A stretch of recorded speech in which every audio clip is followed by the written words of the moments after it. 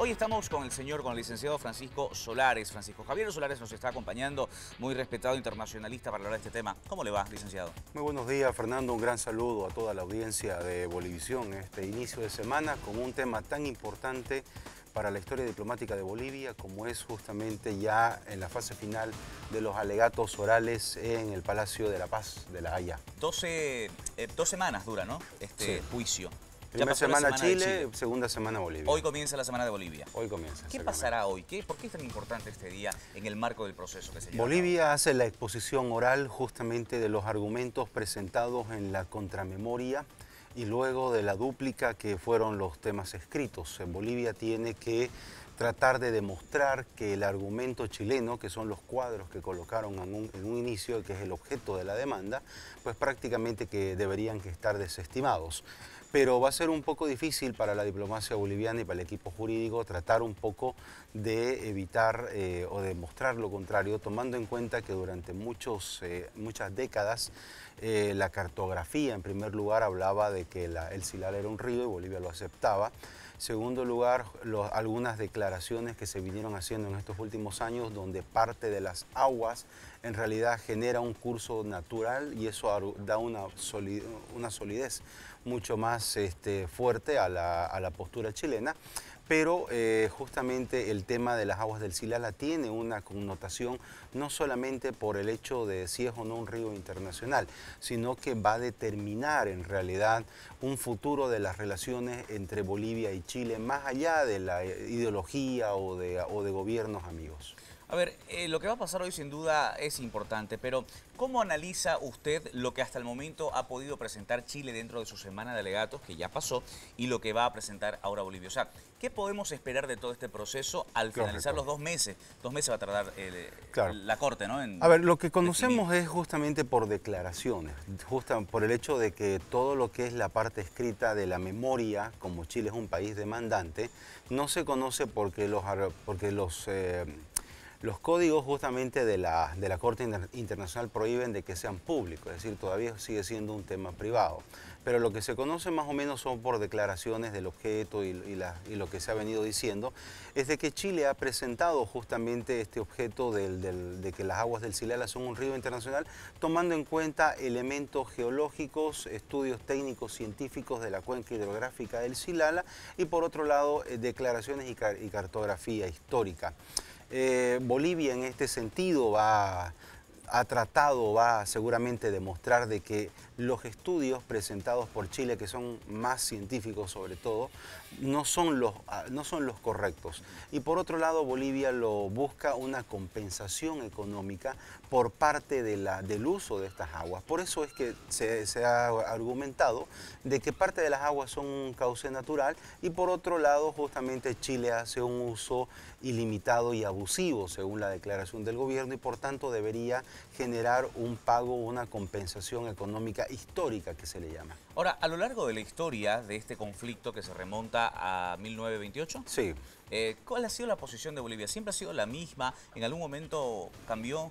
Bolivia, hay que tomar en cuenta algo. La posición de Bolivia en relación al tema de las aguas del Silala se ha mantenido desde 1928 hasta 1999 como una situación de que las aguas son aguas compartidas. ¿Por qué lo digo de esta forma? Porque por lo general Bolivia no tiene y no tuvo hasta el día de hoy un proyecto permanente para las aguas del Silala. Es decir, eran aguas que se quedaron prácticamente sin uso por parte de Bolivia, no ha habido un proyecto sostenible en realidad y eso evitaba de que Bolivia tome interés en el tema. A partir de 1999 para adelante, por ejemplo, la posición de Bolivia cambia porque ya es justamente una empresa la que agarra y pretende hacer uso de las aguas y sobre todo vender, la situación que pone también en alerta al gobierno de Chile.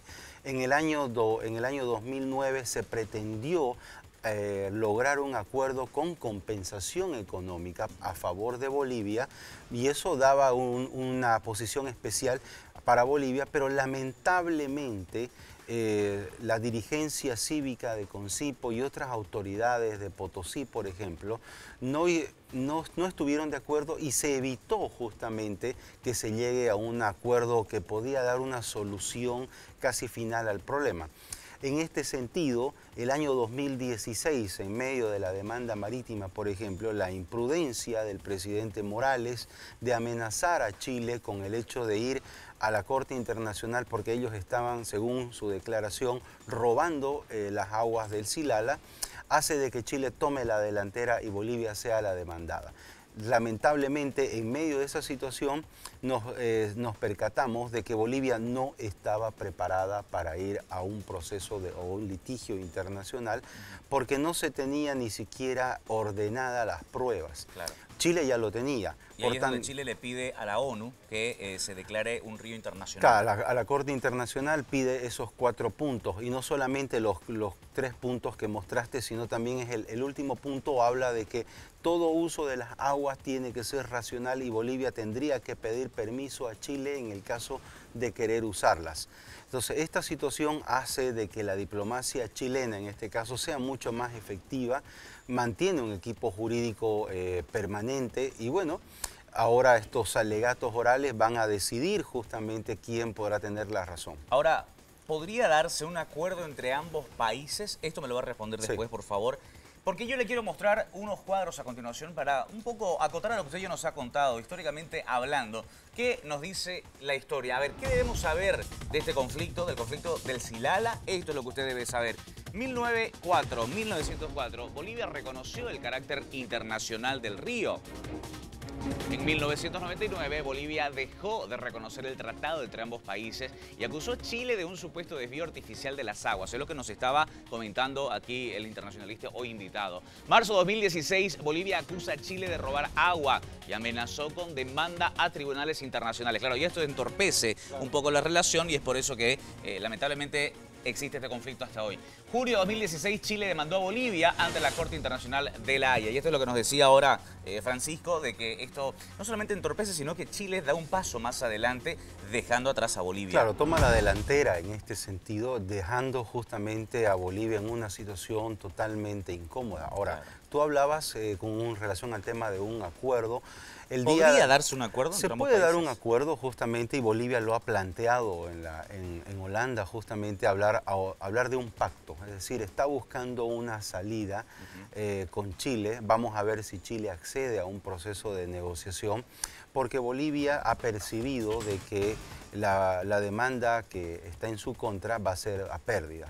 O sea que el que está perdiendo ahorita es el que da el primer paso a la negociación. Lo que pasa es que esto tiene un a proponer la negociación. Tiene un sentido político porque no nos olvidemos de que si Bolivia llega a un fallo final donde prácticamente el Silala es declarado un río internacional de curso sucesivo, pues va a significar una derrota política para el gobierno de Luis Arce. Es decir, el peso, es decir, la consecuencia política es grave para no solamente para la diplomacia, sino para la imagen del gobierno. Entonces, lo que el gobierno está pretendiendo hacer en este momento es evitar un resultado vergonzoso y está buscando una negociación para un poco tratar de alivianar la derrota que puede ser contundente. Digamos, y ¿no? sería algo muy negativo para el gobierno, como usted lo dice, Claro. de Luis Arce, y todo lo contrario para el gobierno de Boric, que recién comienza.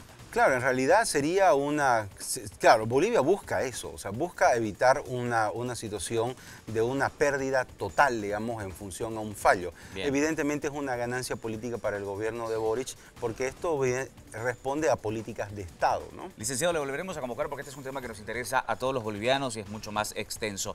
Rápidamente y antes de irme, usted está siendo candidato para Defensor del Pueblo. Es uno de los 198. Sí. ¿Por qué quiere ser Defensor del Pueblo usted? Hay una situación de mucho problema y violación a los derechos humanos en el país de manera sistemática y no solamente con persecuciones políticas.